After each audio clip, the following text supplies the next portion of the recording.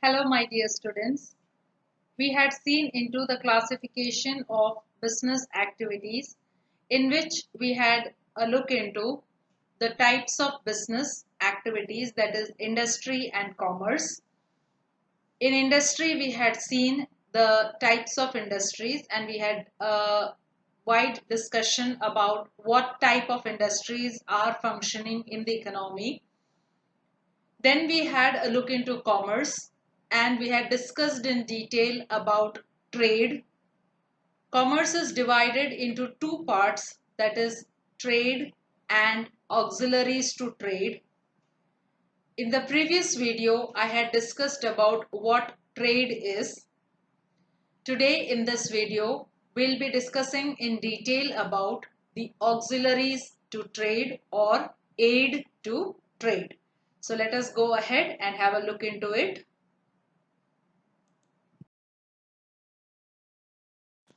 So here we start with what commerce is, as we had already a look into what trade is and the different types of trade. And here today we'll be looking into auxiliaries to trade. Now auxiliaries to trade means the activities which help the trade to be run smoothly. It is a aid to the trade. Okay. Now let us go into details of it. They are those activities which are undertaken to overcome the hurdles appearing in the way of trade. They are also known as aids to trade or subsidiary activities. They are the integral part of commerce in particular and business activity in general. They are playing a supportive role. Now they play a very supportive role to make the business run properly, to make the goods available to a particular place timely. So they are an integral part of commerce and in particular and business activity in general. Business activity in general means these auxiliaries itself is a business. So it is business activity in general and it is an integral part of commerce because trade, internal trade, external trade, state level trade, local level trade, every part of commerce has to avail these auxiliaries to trade, then only they can do the business. And because of which these transportation, banking facilities, insurance facilities, they all are in itself a business in general. That is what is meant by this statement. And they play a very supportive role to run the business, to maintain the activities up to a great level. The financial crisis, the financial difficulties which a businessman faces can be removed by this auxiliaries to trade and many other aspects. It's a very supportive system which removes all the hindrances of any of the business. It is mostly to cover up the overcome the hurdles appearing in the way of the trade. Now, the first classification of auxiliaries to trade is middlemen. Now, what are these middlemen? Now, there is always there are a limited number of producers of any product, while the consumers are unlimited, isn't it? When you purchase a particular item, a branded item, or a particular material or finished product, it is from a limited producers only who produce such type of items or products. But consumers are the people living in this whole world, so it is unlimited. Producers are limited, consumers are unlimited. Hence it is not possible for consumers to purchase goods directly from the producer. Okay, they cannot directly go to the producer and purchase it. Because of this is the very first problem. This is the very first thing, a problem which is faced in the sale and purchase of the goods. That is the problem of sale or purchase is contacting either parties, contacting the buyer and the seller. The buyer doesn't know who is the seller does not know who is the buyer. So there is a problem in it. It is the first problem or hindrance of person. Now to remove this hindrance of persons, middlemen are required. Okay, now these middlemen, they play a very important role, and these middlemen consist of, see, the producer and the consumer, and in middle there is the wholesaler and the retailer. We have discussed in detail what a wholesaler is, what a retailer is. So in between the producer and the consumer there is a wholesaler and there is a retailer. Now, a wholesaler purchases commodity from the producers in large quantities and sells it to the retailers in small quantities. And what does the retailer does in return? Now see, the wholesaler is a link or a middleman between the producer and the retailer. The retailer is a middleman between the wholesaler and the consumer. Now what is the role of the retailer? He sells these products which he got from the wholesaler to the consumers as per their requirement in small quantities. Consumers don't buy it in bulk. Consumers buys it as per our requirement. We go we give order to the retailer, or we purchase the goods as per our requirement. So based on that, he sells the products to them. So there is a definite chain linking the producer to the consumers as per their requirement, and these are the links which join them. So the hindrance of person is done away with the help of middlemen. I hope this is clear to you. The next part or classification of auxiliaries to trade, which I have dealt with, is transport and communication. Now, usually commodities are manufactured in certain specific areas while consumers are not very nearby.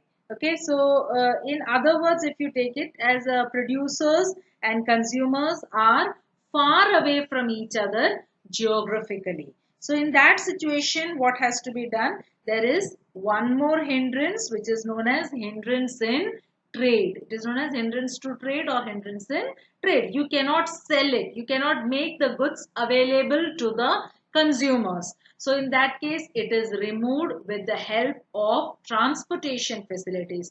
Transportation facilities can be any way, through shipment, through sending it through flight, or by trucks, or by any cargoes and all. By any ways you make the goods available to the consumers. So this hindrance, with the help of transport, commodities can be carried from one place of production to the place where they are required or they are supposed to reach. So it is made available. A channel is created. Okay, now another aspect is what? Communication.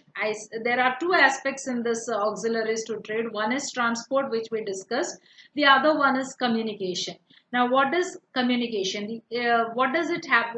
Which hindrance it removes? It removes the hindrance of place. Okay, now the producers and the purchasers are scattered. The producer is at a different place, the purchaser is at a different place. So this communication, they cannot communicate with each other. The producer cannot make the purchaser know that this product is available to you, or these are the features of the product. Communication comes over here to remove that hindrance of place. From a far off place, someone producing a product, I can come to know that this product is produced over there. How? In the form of advertisements. So advertisements help me to know, or the pamphlets which are printed, or by through some other businessmen, or through some retailers, I come to know this product is available at a particular place. If you want, we can make you available. So this is communication. So therefore, means of communication, different means of communication are used to communicate this information to the purchasers and make the goods available. It can be means of communication like telephone, telegram, letter, telex, any means. It helps in finalizing the business deals and makes the goods available. And due to availability of modern means of transportation and communication, the business nowadays is carried on international levels or international basis also. So the hindrance of place present in today's business can be easily eliminated by means of transport and communication. I hope this is clear. The next classification that we have is about warehousing. Now, what is warehousing? Warehousing means godowns or storerooms. So, warehouses are the storerooms for storing the finished stock. till the date of consumption, till it is taken away or sold to the wholesaler, or till the wholesaler sells it to the retailer.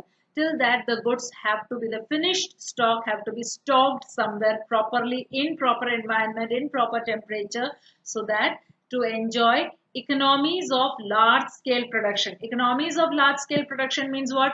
The benefit given to the producer. It's not that he is producing it in lot, he is producing it in bulk. Large scale production is done. So if he does a large scale production, then it is a benefit for him. He does not have to spend on small lots. He has to spend more of expenses. But if it is in a bulk, then he does not have to spend much. One time expenses or cost is spent, and then he can get a profit from it. His expenses will be reduced. So if it is produced in bulk, he will enjoy the economies to scale. That is, he will get the benefit of reduced cost. Goods are produced in large quantities and are sold gradually in small quantities. Large quantities goods are sold, and to different wholesalers you can supply the goods to in small quantities to them, and then you can enjoy the economies to scale because your goods are supplied timely to different places. I hope this warehousing is clear. One more thing you have to let me take an example and let me tell you, for example, sugar.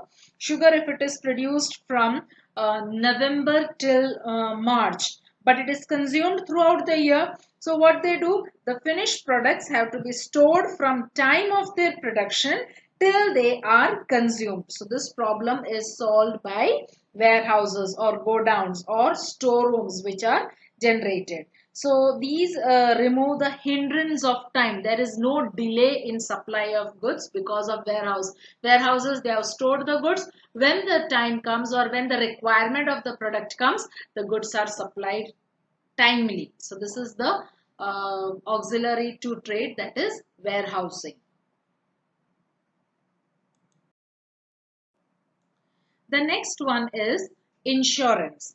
Now, whatever the scale of business, whether it be a large scale business or a small scale business, at the time of storage and transporting these goods from one place to another, the element of risk is always there. As to, like, for instance, damage of goods or theft of the goods or any other natural calamities can present the element of risk. So this problem can be solved with the help of insurance. Okay, and by insuring those commodities or the products which are transported. Any type of business, insurance is a must so that your products or your finished products are safe. And the insurance companies facilitate it for the business enterprises so that the business also runs smoothly. This is what insurance is all about. The next one is banking. Now, what do you mean by banking? See, every businessman is never will say that he has got ample amount of money. He can pay off all his expenses on his own. He'll not pay off from his pocket. Okay, when a businessman does business, he has got some of his fund as his own. He invests some money into the business, but then afterwards he needs more fund to run the business. So for want of this fund, he has to approach someone, some outsider, to take loan, to avail loan. So banks comes to the help over here. The financial services comes to the help over here, as finance is the backbone of any business. It is required from the moment the raw material is purchased till the sale of the finished product. So businessman is usually short of his self-owned funds, which he compensates by borrowing funds from somewhere outside.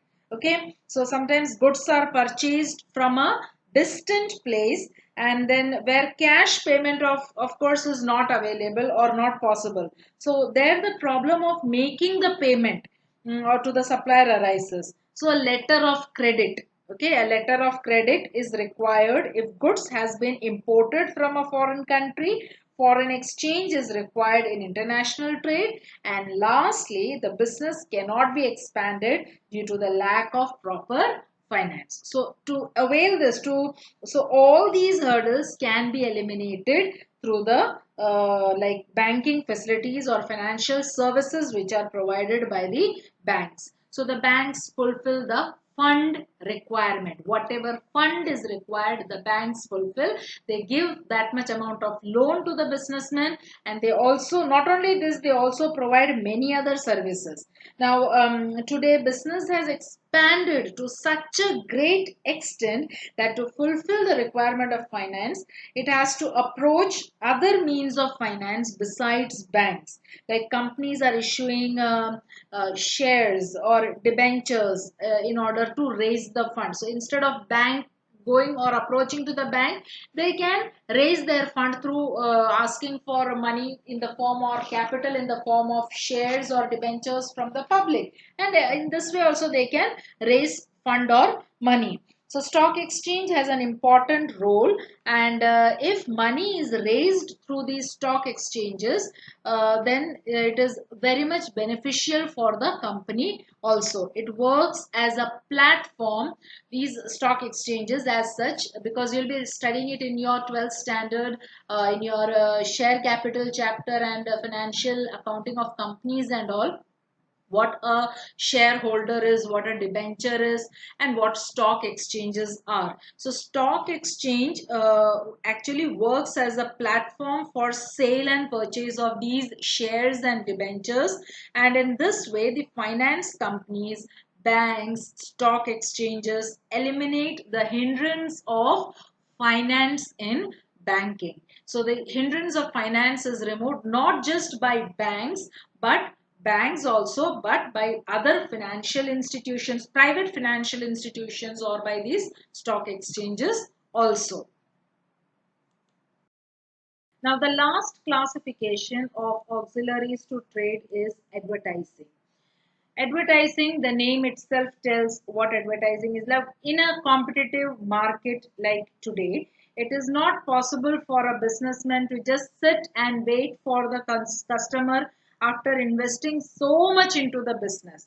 So what he'll do to attract the customer towards his product, a producer has to provide full information about or full knowledge about his product so that the customer is attracted to it. And if this advertisements or these advertising aspect or methods or strategies which are not done properly or not executed properly, will always, the businessman will face problem in it. So advertisements are very important. Okay, they enhance the knowledge of the customer, they improve the knowledge of the customer. Okay, this Mr. X is selling this product, but Mr. B is selling a better product or a similar product but at a lower price, and so the customer will think which one to purchase. So advertisements are important, and how can that producer or that shopkeeper make the customers know? Through advertisements or marketing strategies and all. So this is a very vast topic which you'll be studying ahead in your future studies and all. So in this way, they give a vast knowledge to the customer about the product available in the market, and with its help, the customer takes a decision about the purchase of the product, whether to purchase it from shopkeeper A or shopkeeper B. It eliminates the hindrance of information and makes it available, or enhances the knowledge of the customer and makes it available to them timely. So I hope that from the discussion, the sale and purchase of goods, there are hindrances of person, there are hindrances of place, time, risk, finance and information and all. So these hindrances can be eliminated by a middleman, transport and communication, warehousing, advertisement, banking, insurance, and all such type of aspects. So the sum total of these aspects which eliminate the hindrance of trade is commerce. So all these auxiliaries to trade are a part of commerce. So this was all about auxiliaries to trade.